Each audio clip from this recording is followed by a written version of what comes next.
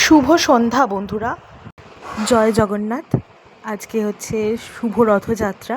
তো সকাল থেকে ছিলাম ভীষণ বিজি, প্রথম কারণ হচ্ছে আমার দাদা নিজে হাতে ঠাকুর বানায়। প্রত্যেক বছর আমরা রথ নিয়ে বাড়ি থেকে বেরোই এবং সেই মূর্তি পুজো করা হয় এবং রথ নিয়ে আমরা প্রচুর আনন্দ করি। কিন্তু এই বছর আর সেইটা কিন্তু হয়নি, কারণ আমাদের যেহেতু ওষুধ চলছিল, মানে মামাদের, কারণ দিদা যেহেতু মারা গেছে, তো সেই কারণে তাদের তো ওষুধ, তো সেই কারণের জন্য আমরা কিন্তু রথ নিয়ে বেরোয়নি। আর তাদের নামে সংকল্প করেও পুজো হয়নি, পুজো করেছে অন্যদের নামে সংকল্প করে, মানে আমাদের বা অন্যান্য পরিবারের লোকেদের নাম নিয়ে।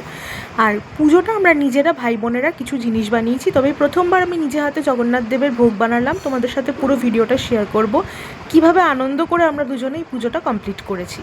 দাদা কিন্তু মোটামুটি পুজোটা করছিল, সব মন্ত্রতন্ত্রগুলো জানে, যেহেতু ওর অভ্যাস আছে। আর জগন্নাথ দেবকে না ও ঠাকুর হিসেবে নয়, নিজের সখা হিসেবে যেহেতু পুজো করে, ছোট্টবেলায় ও প্রথম থেকেই ওর মধ্যে এইটা ছিল। তো সেই কারণের জন্য কিন্তু আমরা কেউ না করিনি, ও নিজের মতো করছিল। তবে ভোগটা আমি বানিয়ে দিয়েছি, এই প্রথমবার নিজে ভোগ করেছি। জানি অনেক ভুল ত্রুটি রয়েছে, তবে জগন্নাথ দেব ক্ষমা করবেন কি না আমরা জানি না, তার কাছে আমরা ক্ষমা প্রার্থী হয়ে পুজোটা কিন্তু করেছিলাম। তবে একটা অলৌকিক জিনিস আজকে আমাদের সাথে ঘটেছে, তাই সেইটা তোমাদের সকলের সাথে শেয়ার করার জন্যই ভিডিওটা আপলোড করছি। এই যে দেখছো আরতি হচ্ছে, ঠিক যেই সময় লাস্ট কাপড় দিয়ে আরতিটা কমপ্লিট হবে, তারপরে কিন্তু জগন্নাথ দেবের পায়ে থাকা ফুলটা পড়বে। অদ্ভুত রকমভাবে সেই ফুলটা কিন্তু পড়ার মতো কোনো অবস্থায় নেই, সুন্দরভাবেই আসনে বসিয়ে রাখা। আর তার থেকেও মজার বিষয় হচ্ছে, আমরা আশেপাশেও ছিলাম না, ওরা অনেকটাই দূরে ছিলাম ফুলের থেকে। তোমাদের সাথে পুরো ভিডিওটা শেয়ার করছি, দেখো তোমরা।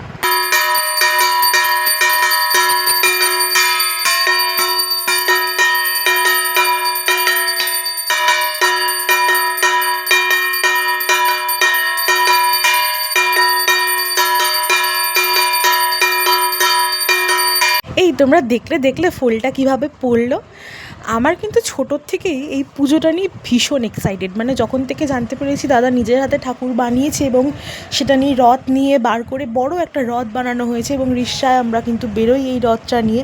তো প্রথম থেকেই ভীষণ প্রাউড হয় এবং ভীষণ আলাদা একটা এক্সাইটমেন্ট। এটা আমাদের স্পেশালিটি, আমার মামা বাড়ি, তাই না? এটা সবারই ভালো লাগে। তো তার মধ্যে এরকম একটা জিনিস, আর আজকে ঠাকুরকে ভোগ বানিয়ে দেওয়া, এই প্রত্যেকটা জিনিসের মধ্যে একটা আলাদা একটা ইমোশনাল একটা বিষয় হয়ে গেল এবং পুরো একদম প্রমাণ করে দিল যে যোগুদাদা আমাদের পুজো নিয়েছে।